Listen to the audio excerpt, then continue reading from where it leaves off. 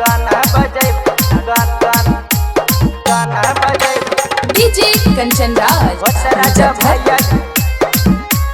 गाना बजाई रे भाई बा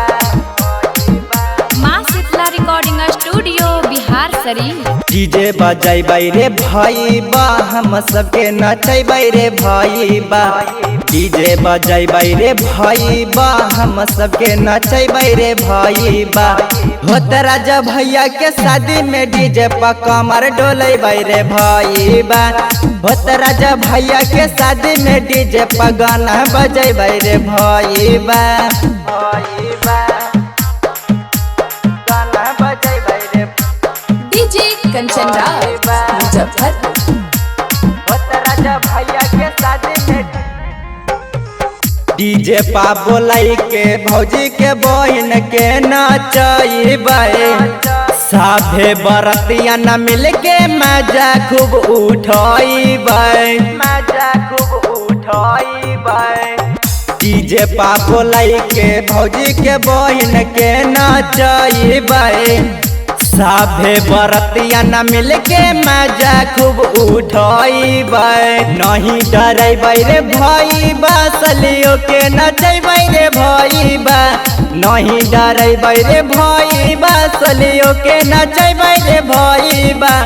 होत राजा भैया के शादी में डीजे पर कमर डोलाई रे भाई बा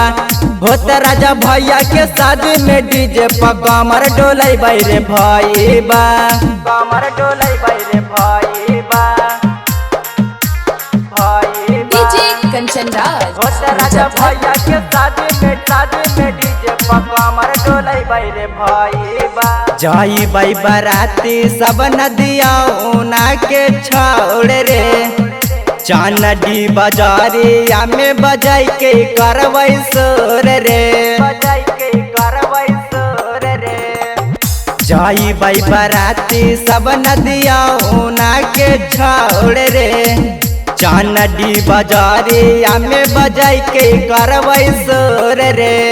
लाला बिहारी के डीजे पर गाना हम बजाई रे भाई बा लाला बिहारी के डीजे पर गाना हम बजाई रे भाई बा होत राजा भैया के शादी में डीजे पर कमर डोले रे भाई बा होत राजा भैया के शादी में डीजे पर कमर डोले रे भाई बा।